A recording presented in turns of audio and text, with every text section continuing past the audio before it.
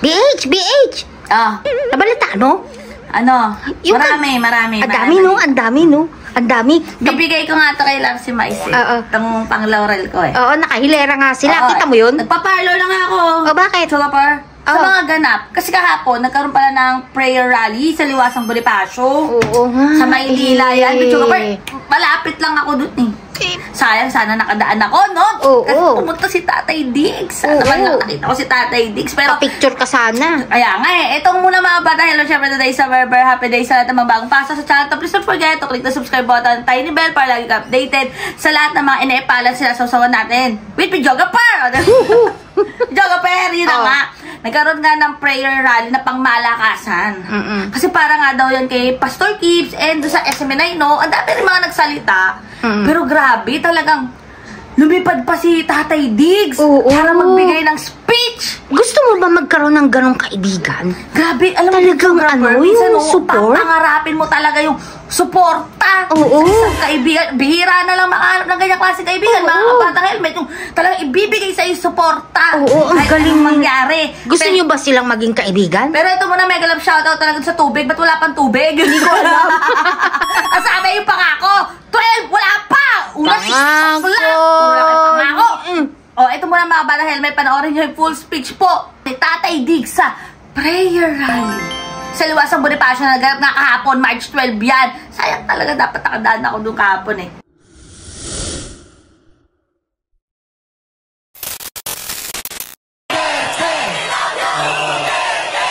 Mga kababayan kong Pilipino, sa makaisa pa, ngayon ko lang ka rin kayo nakita eh.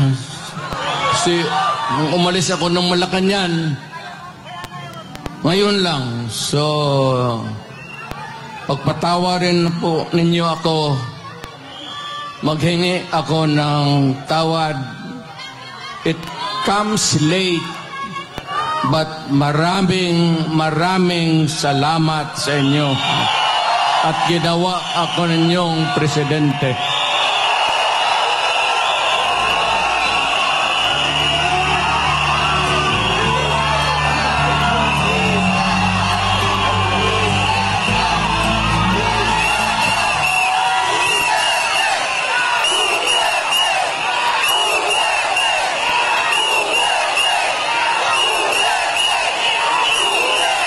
Ang pinuntahan ko dito, nandoon naman ako sa Davao. Pag gano'n nang ako lumakad, staggered, I use a cane, babadtos lang ako. Because of old age. I used to be, pupunta ako dito ng Davao, dito man ako nag-aral, at matatag at matigas ang katawan. Hindi ko naman akalain na paabotin ako ng Panginoong Diyos. Makatapos, makauwi, makatrabaho, at maging isang mayor doon for 23 years. Naging congressman, vice mayor ako ng anak ko. Tapos, after about almost 30 years, bumalik ako ng Maynila, hindi na estudyante, presidente na ako.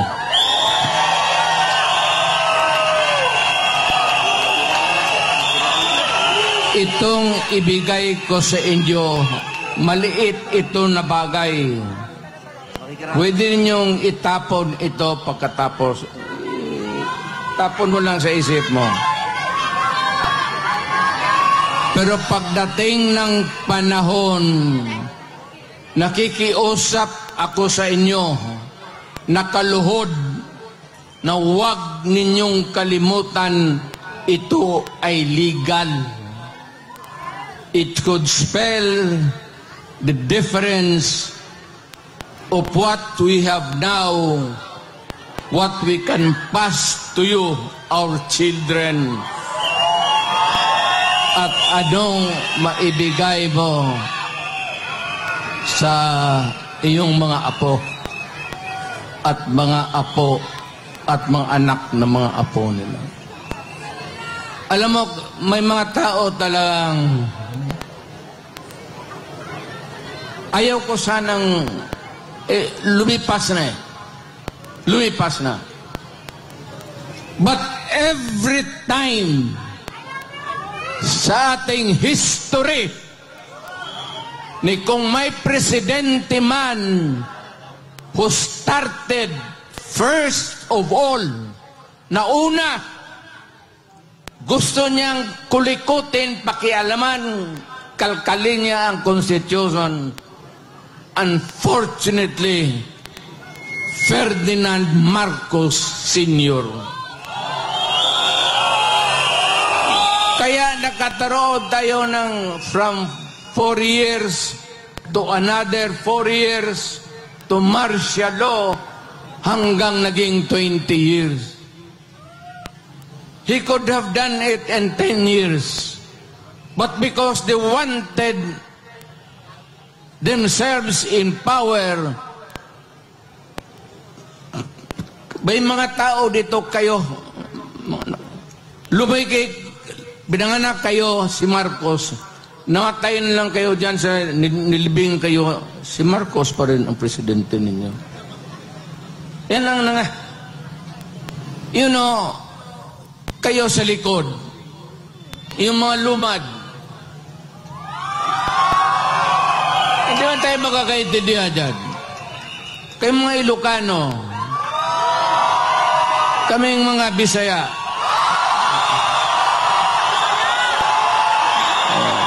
mga Waray,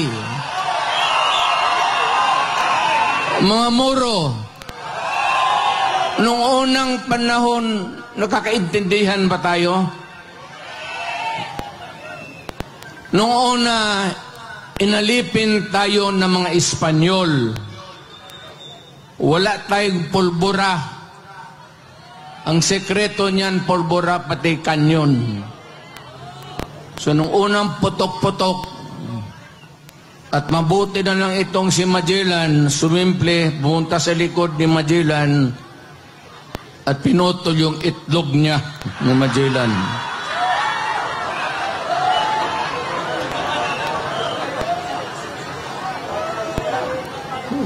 Kaya nung naging presidente ako, totoo yan, kayo. Lahat man tayo Pilipino. Tingin-tingin ako dyan sa mga stamps. Jose Rizal, Bonifacio, Apolinario Mabini, si Jacinto, Marcelo H. del Pilar. Okay yan sila.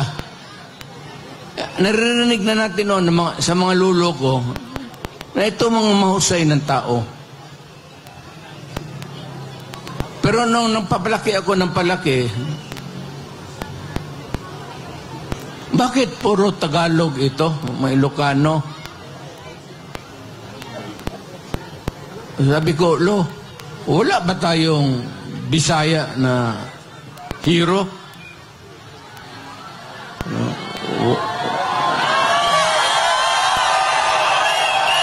Wala manak. Nakalimutan lang tayo ng mga Tagalog kasi sa Bisaya lang tayo. Kumputang ina ito. Kaya nung na-presidente ako, tinawag ko ito mga historical commission natin. Yung tinagawa ng mga stamps natin. Hoy! Nga kayo.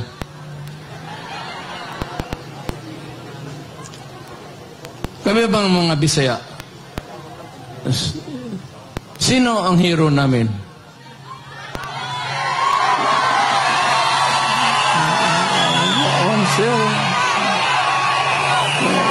Na balitaan namin si Daguhoy sa Cebu.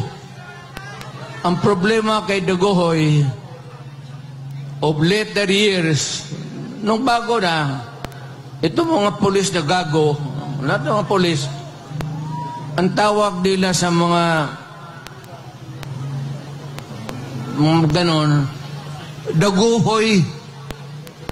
Kung bakit nyo gipangalan daguhoy yung mga animal na kriminal na paano nila si daguhoy, hindi natin mahiro? O sino pa sabi din? Yung tigas na Cebuano, sino? Sabi man nila, meron man, sir. O sino? Pero isda man, sir. Sino? Si Lapu-Lapu, sir. Yun ang pumatay kagwedip. Bukas pag walang istampa yung kaya ngayon nandyan na si Lapu-Lapu, tapos si Daguhoy. Kaya sinabi ko sa mga pulis pati military, huwag na ninyong tawagan yung mga hold-upper, mga kidnapper na Daguhoy. Ayaw ko bakit nakaugulian nila yan. Hindi naman sinasadya siguro. Pero medyo may 2-3 na kami. Kung mamatay si Epe o si Bongo, baka madagdagan natin ng pangatlong hero.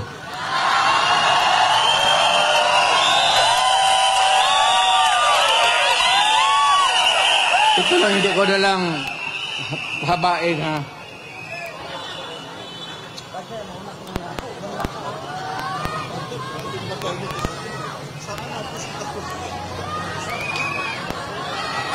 Ito ba dalawang papel?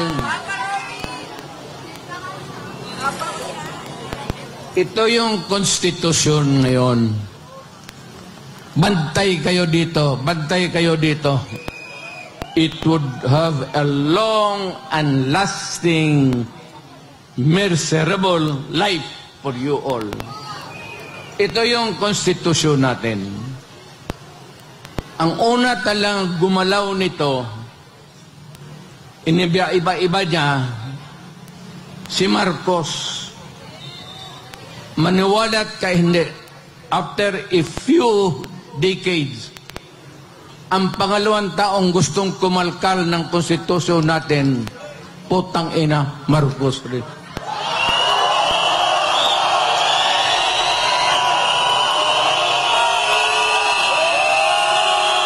Ano ang dahilan? Gusto lang nilang ito.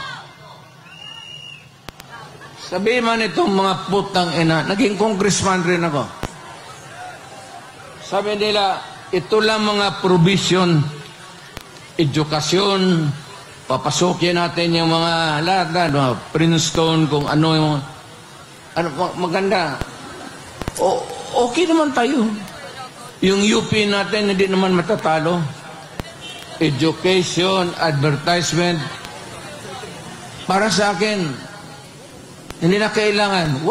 Walang putang ina, kawala-walang kwenta.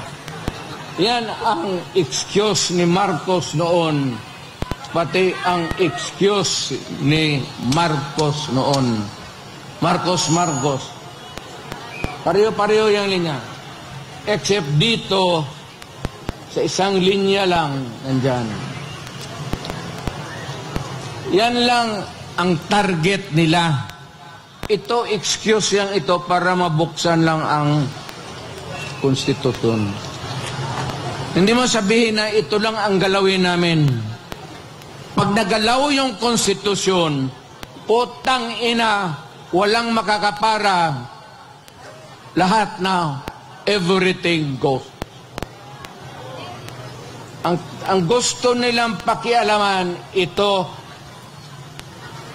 yung termino ng tatay niya na binalastog niya at itong konstitusyon ngayon ni Martin Romualdez, asawa si Lisa, pati si Bongbong. Ano ang gusto nila? Pahabaan ang konstitusyon. Kasi noon nga, nilampastagan ni Marcos, napaalis siya sa Pilipinas, sinauli yung original. Pero, ginawang original, pero ang ginawa, one term lang ang president. 6 years, walang re-election. Kagaya sa akin. Yung konstitusyon na inabot under which Marcos was elected, ganon rin. One term, 6 years. Ito, excuses na lang ito. Kagaya nito ni Marcos noon sa tatay niya. Ang puntarya talaga nila, ito, dito, ito. Yung term extension. Noon po.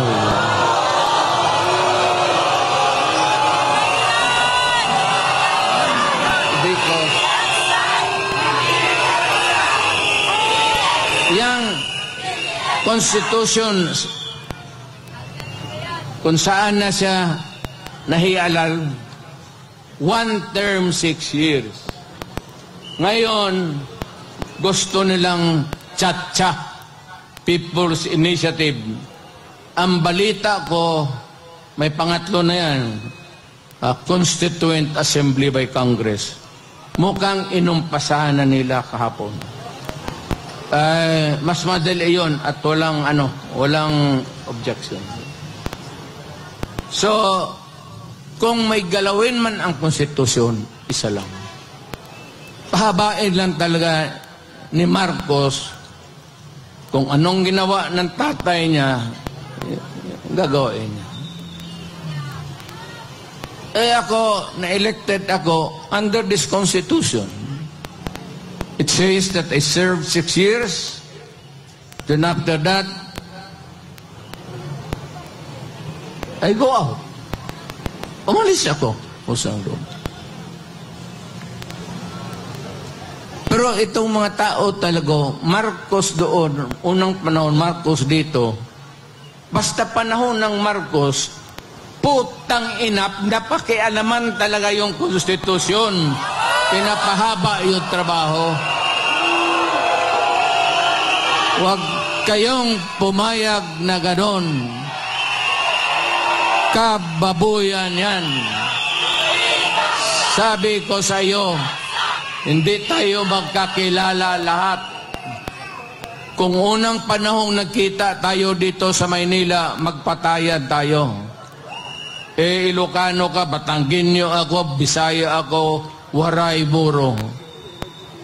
But in 1935, yung matatanda natin, yung mga minuno natin, nung binatawan tayo ng Espanyol, ang Espanyol nag-istambay sa Pilipinas ng 400 years.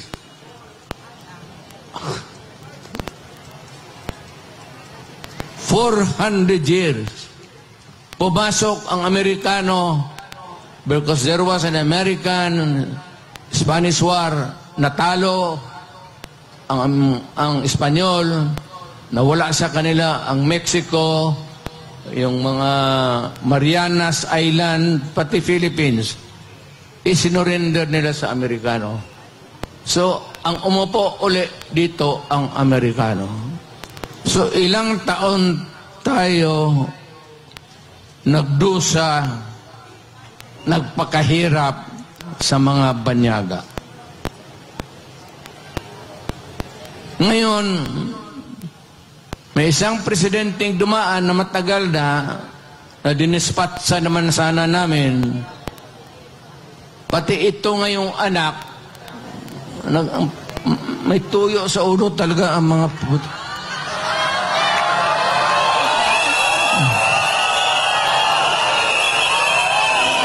Gusto pahabain. Sila lang naman yan yung gustong mapahabain ang termino nila. Ang Pilipino, lamang interest niya magpahaba ng termino.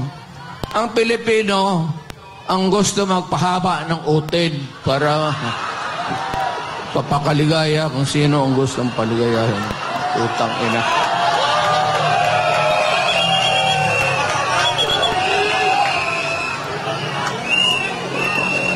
Hindi na ako magtatagal kasi marami pong salita.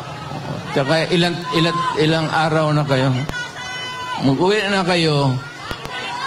Huwag lang kayong magpaluko. Yan ang legal. Nasabi ko. Huwag na huwag ninyong pumayag na mangyari yan. Kasi mapalitan nila ngayon, walang siguro ko mapalitan sunod na eleksyon. Kasi ang gusto nila, presidential Republican type of government. Ang Pilipino, tayong lahat dito, may isang boto para sa presidente. Ngayon, ang gusto nila itong Congress, tutunawin nila, gawain nilang parliament. Ang magboto sa presidente o prime minister, ang tawag na dyan hindi presidente, prime minister na, ang mga assemblyman o kaya yung mga congressman ngayon, hindi na kayo makaboto. Nada. No more. Kaya huwag kayong pabayag. Baski na matunaw na yung mga kamay ninyo. Sabihin ninyo doon sa kapitbahay ninyo, putang ina kapag pumirma ka niyan, papatayin kita.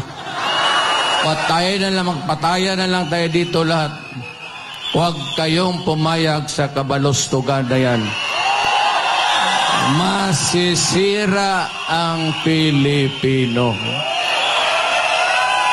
You would lose your direct vote. Ako gusto ko si Marcos. Ako gusto ko si Ramos. Ito, isang boto ko lang to. Oh. Ito, gusto ko si Villar. Isang boto lang. Pag tinunaw nilang yung constitution ngayon at yung sabi nilang bagong constitution, itutunaw na nila ang lalabas niyan, ang presidente maging prime minister na. At ang mga yung mga congressman ngayon, assemblyman na, wala ng Senate, wala ng House of Representatives. Purnada na tayo. Kung sakali man, itapod lang ninyo ang oras, kung sa anong oras kayo mag-umpisa dito, pagka ganon, well, meron akong ipagbilin sa inyo. Hindi pa naman talaga at saka ako naging presidente.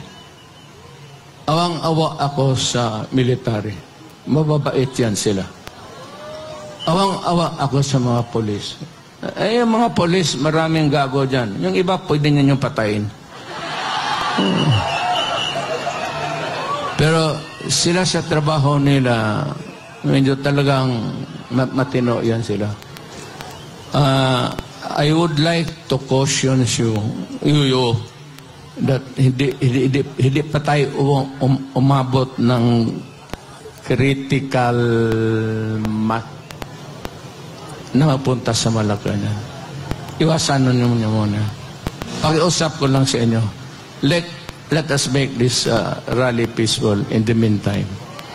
Total, hindi naman tayo ginagawa. Wala namang nagkikano sa atin ng polis. Wala. Hindi naman tayo iniistorbo. Kaya mag-demonstration ba tayo? Dito lang muna tayo. Let us not go into the seat of the governing power. Kasi doon may mga national treasures tayo.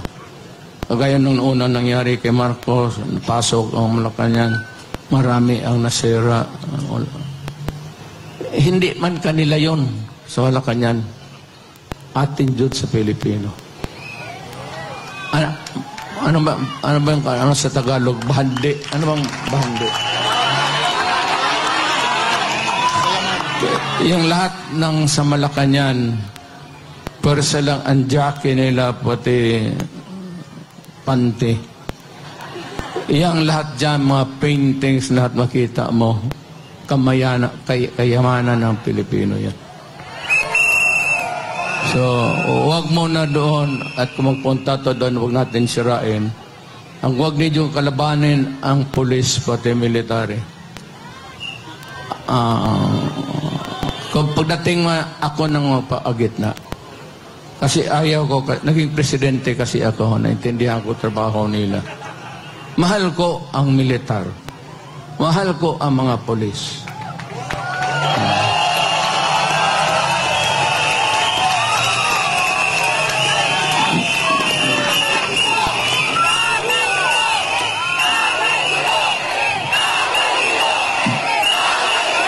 Babae mo na.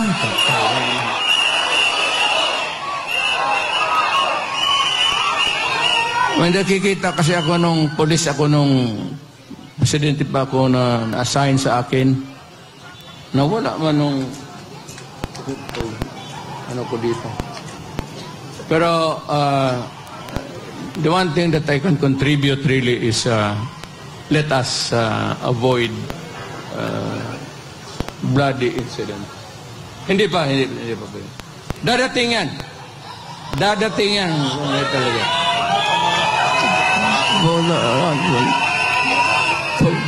Pagdalang itong si...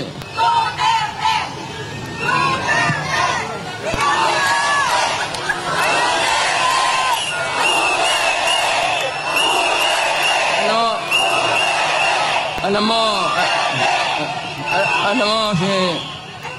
si Marcos, pasyad na lang yan.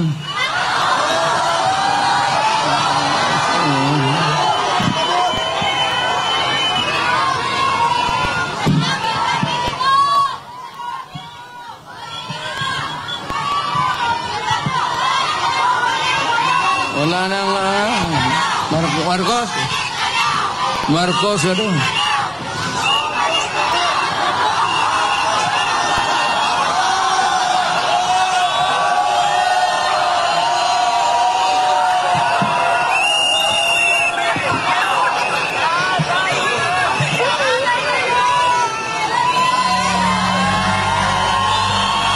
Mahal ko kayong lahat. O diba, videographer? Iba talaga kapag si Tatay Diggs ang bumanat na eh. Oo. Wala na. Parang, tapos na yan. Finish na. Finish na, may nanalo na. Mm-hmm. Pero, grabe talaga, no, videographer? Ibang klase yung hiyawan. Iba yung feeling. Dapat talaga nandun ako kahapon, mga kabata helmet, para alam nyo, kasi ito, napapanood lang natin eh. Iba yung feeling kapag nandun ka talaga. Oo. No? Sa mga klaseng rally, no? Prayer rally. Iba talaga, no? Pag pinakikinggan mo si Tatay Diggs, ang sarap isipin na dapat may ganyan din akong kaibigan. May ganyang supporter. May ganyang suporta. Diba? Ganyan. Ay, ganun support. Grabe, no? Pero ang naantal sa isipan ko dyan, videographer. Oh. Yung sinabi talaga ni Tatay Diggs Na? about Marcos Sr. and yung about talaga sa Chacha or sa Constitution. Doon kasi umikot talaga eh. Teka. Kasi, Para akong naguluhan. Bakit? Prayer rally! Para nga sa SM na yan, tsaka yung Pastor Gibbs. Pero, may papel pa kasi Tatay Diggs eh, Chopper. Mga provision daw. Okay. May pinakita pa. Tapos, nung nasalita si, Robin Padilla, it's more on Pastor Gibbs. Pero ito talaga nakatutok ako sa sinabi. Kasi pag si Tatay Diggs na nagsalita, mga kabatang helmet, finish na. Oo, makikinig ka talaga. Namnamin mo. Duterte yan eh. Damihin mo. Oo, di ba, Chopper? Duterte. Ramdam na ramdam mo. Kaya nga yung best friend ko, solid yan. Yan. Kaya alam mo, Chopper, medyo dalawang isip ako nung napanood ko nga yung full speech. Bakit? Di ka ba kumbinsido ng bigote? Si Robin, hayaan natin yun. Doon tayo kay Tatay Diggs. Sige. Kasi, Chopper, baka nag-alangan ako eh. Na naman? Kasi andun na ako eh. Yung parang feel, yung nafe-feel ko, parang nafe-feel din ng mga tao talaga na nagsulit. Diba? Kaya lang kasi baka mamaya biglang magpa-conference si Tatay Diggs. Bakit naman? Tapos sabihin niya na parang hindi niya sinabi yun. Wala naman siya sinabi. Hindi malungkot na naman.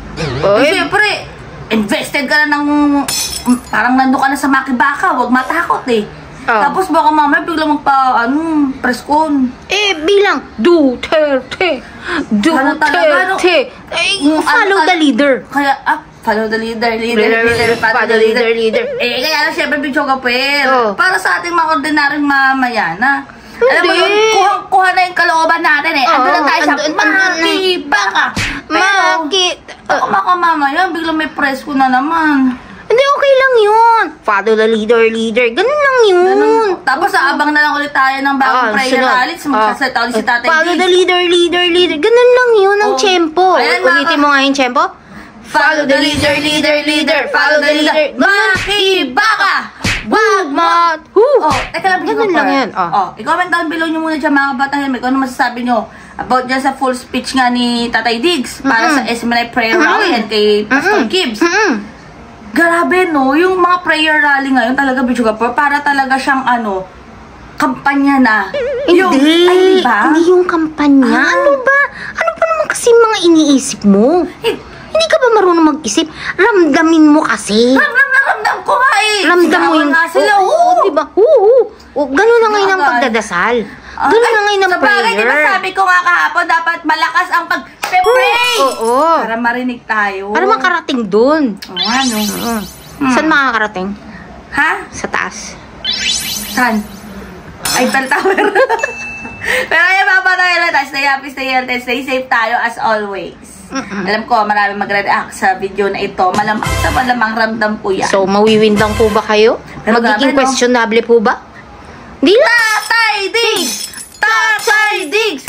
Pero ayun nga mga patay helmet. Basta sabi ko sa inyo, minsan sa buhay nyo, nag-helmet din ang bukit. Keep getting better every day. God bless everyone. Bye! Talaga. Kaya nga pala, lagi ako nakatutok kay Tatay Diggs. Oo, ramdamin mo kasi. Para naman matsyempohan ko siya ng live. Oo. Para maramdaman mo ang ano. Pero paano? Parang papress ko ulit. Tapos sabihin na wala mo siya sinabi. Hindi. Sunod ka lang. Sunod ka lang, ti.